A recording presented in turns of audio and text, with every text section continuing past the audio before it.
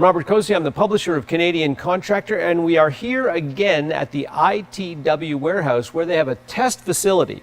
And we're going to show you some of the tests that they conduct on their fasteners. I'm here with Andrea Galindo.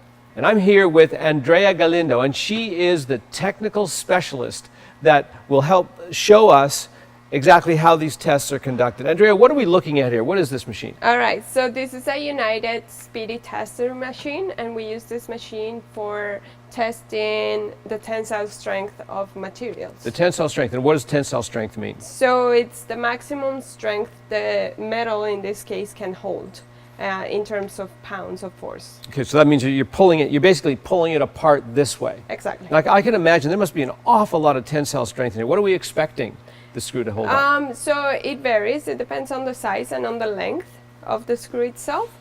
For this case, we'll be testing a 3/8 by 4-inch length RSS GRK screw, which you have in your hand. Yep. And so the ultimate tensile strength for that screw will be approximately 5,900 pounds. Okay, now that is, I think you were telling me earlier, that's the average number that you should expect for across a number of tests. Is that correct? Exactly. Okay, so some might be a little lower, some might be a bit higher. Right. Now, my understanding is that there's a test strength. What did you call it, an ultimate strength? The ultimate strength is when the tensile will break. When it breaks, but Yeah. then there's a usable or Allowable tensile. Okay, and the allowable level of strength in a screw is what gets published, and what the contractor would need to know when he's using this particular screw. Exactly. So the published allowable steel strength is 1,914 pounds. 1,900, so around 2,000 pounds. So we've Yeah. got a screw that will break at 6,000 pounds, and the allowable use is 2,000 approximately. Yeah, approximately. Yeah. Okay, so that's really 1/3 of the breaking strength. Exactly. That's really interesting. And it's that's a good to safety know. factor. That's a big safety factor. All right, show us how you're going to test the screw. Right. So we take the screw, turn on the machine.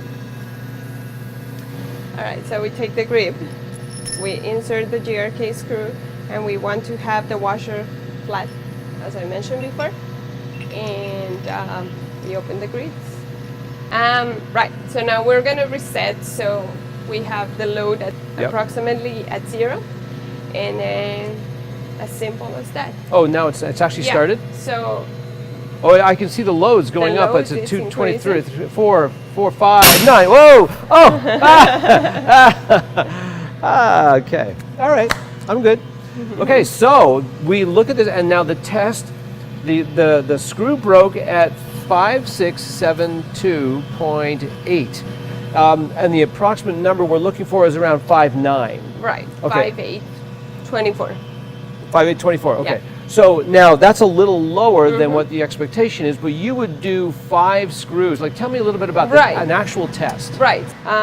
In any case, at least we will do 5 samples. And then from those 5 samples, we'll take the mean average, or the standard deviation, and the coefficient of variation. Okay, and then that will tell you whether or not this batch of screws is actually meeting the standard, the expectation that you have. Right. So if you Correct. discovered that the general information that you got was lower than the standard, then you would go. What would happen from then? So we return the samples, and we talk to our headquarters, where they have a full-scale lab in Chicago. And so they find out, why is these screws breaking at this level, and then they start to look at the formulations that they're using or the systems that they're using to discover whether or not there are changes that need to be made to make sure that the screws get back up to strength. Okay. Wow, that was really great. That was very interesting. I didn't jump. I did a little bit.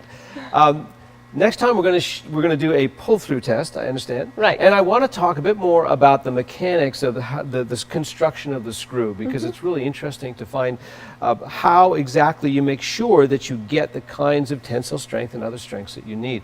If you have any questions for us, then please send your questions to the email at the bottom of the screen here, and we'll definitely follow up. Thank you.